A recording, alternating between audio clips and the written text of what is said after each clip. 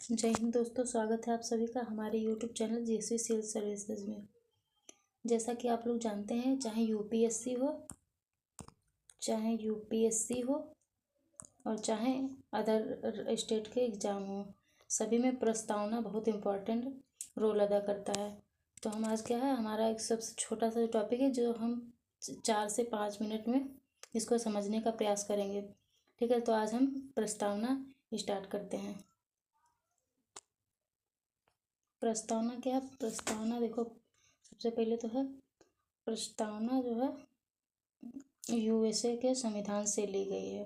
और प्रस्तावना की भाषा कहाँ है? ऑस्ट्रेलिया के संविधान से ली गई है। और प्रस्तावना जो है यूएसए के संविधान से लिया गया है।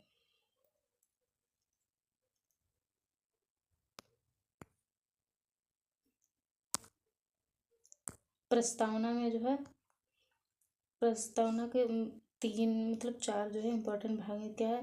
सबसे पहले संविधान। संविधान के अनुसार शक्ति का स्रोत क्या है? हम भारत के लोग। प्रस्तावना हमारी कहाँ से शुरुआत होती है? प्रस्तावना शुरू होती है हम भारत के लोग, भारत को संपूर्ण प्रभुत्व संपन्न, ऐसे करके स्टार्ट होती है प्रस्तावना। तो सबसे पहले कि फिर क्या है, शक्ति तो जो है वहाँ से ली जाती है, संविधान से ली जाती है, भारत के लोगों से ली जाती है। फिर क्या, अंगीकार। मतलब हमारे संविधान को कब जो है अंगीकार किया गया? अंगीकार आत्मार्पित किया गया है 26 नवंबर 1949 को।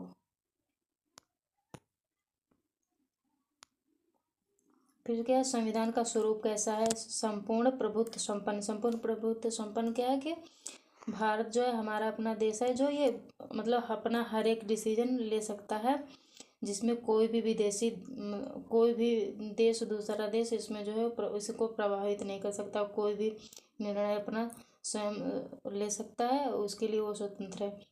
फिर समाजवादी राज्य, अपने यहाँ जो समाजवादी है। ठीक है।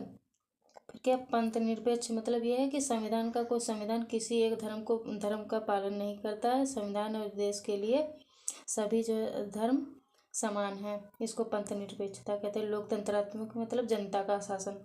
और गणराज्य है। गणराज्य का मतलब होता है कि ये भारत में जो अब इस समय जो शासक बन रहे, मतलब जैसे पीएम है या सीएम है, ये जरूरी नहीं कि वंशानुगत हो, इनका चुनाव किया जाता है तब ये आगे बनते हैं। तो ये गणतंत्रात्मक गणराज्य है। ठीक है। संविधान के लक्ष्य क्या है? संविधान के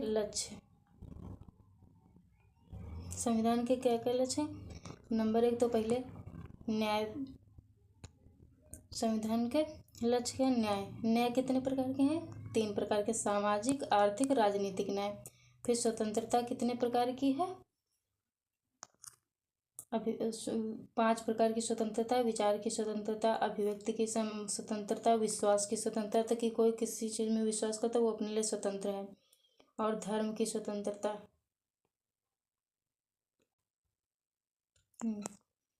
विश्वास, धर्म और उपासना की स्वतंत्रता। कोई किसी धर्म में विश्वास करता है, कोई किसी चीज में विश्वास करता है, या किसी भी देवी देवता या किसी अन्य धर्म की उपासना करता है, तो इसके लिए सभी स्वतंत्र हैं। ठीक है। समता, प्रतिष्ठा की समानता और अवसर की समानता।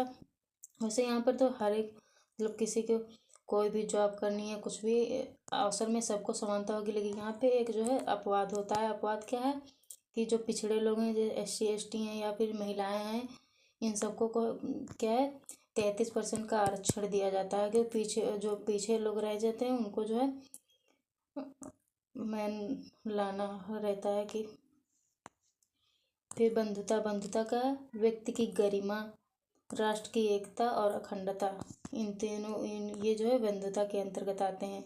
फिर समाजवादी, पंथ निरपेक्ष और अखंडता, ये जो 3 वर्ण हैं, ये मूल प्रस्तावना में नहीं थे। इनको जो है बाद में 42वें संविधान संशोधन 1976 में जोड़ा गया है। फिर क्या, प्रस्तावना की उपयोगिता क्या है? पहले क्या, प्रस्तावना को संविधान के विवरण का संक्षिप्त रूप है। मतलब संविधान हमारा क्या कहना चाह रहा है वो उसका विवरण संक्षिप्त रूप है। मतलब प्रस्तावना पढ़ करके समझ में आ जाता है कि संविधान हमारा क्या कहना चाहता है। ये संविधान की आत्मा है, संविधान का हृदय है। और क्या, संविधान का दर्शन है। संविधान का ध्येय या उद्देश्य बताता है। संविधान मतलब क्या करना चाहता है, उसका उद्देश्य क्या है, ये जो है बताता है। प्रस्तावना, ये जो के.एम. मुंशी हैं, इन्होंने क्या है, प्रस्तावना प्रजातांत्रिक राज्य की जन्म कुंडली है। अब क्या है, प्रस्तावना संविधान का भाग है अथवा नहीं। प्रस्तावना संविधान का भाग है अथवा नहीं, क्योंकि हम जब प्रस्तावना पढ़ते हैं तो सबसे पहले ये दिमाग में आता है कि संविधान का भाग है कि नहीं। तो एक है बेरूबारी संघ राज्य का मामला 1960, प्रस्तावना संविधान का भाग नहीं है। इसमें जो बेरूबारी का 1960 में जो मामला हुआ था, उसमें जो है कहा गया कि संविधान का भाग नहीं, इसको जो है आर्टिकल 360 के अनुसार इसमें संशोधन नहीं किया जा सकता। फिर क्या है, सज्जन सिंह बनाम राजस्थान 1964, इसमें भी कहा गया कि संविधान भाग नहीं है। और फिर क्या, गोलकनाथ बनाम पंजाब राज्य 1967, इसमें क्या कहा गया, संविधान का मूल भाग है या संशोधन संविधान की आत्मा है, अतः इसमें ये अपरिवर्तनीय, इसमें क्या है, संशोधन नहीं किया जा सकता है।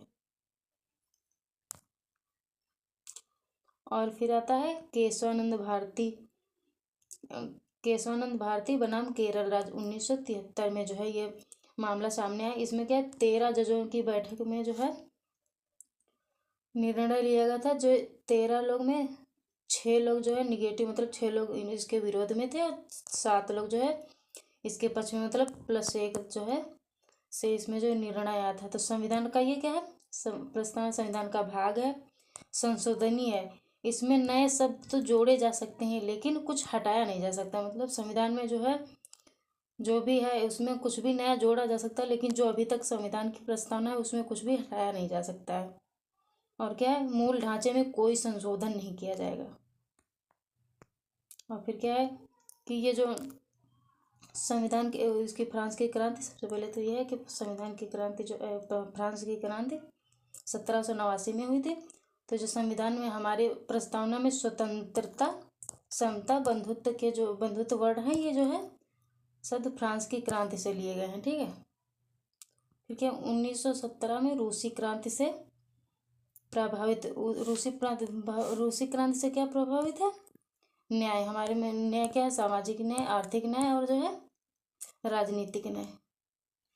धन्यवाद दोस्तों।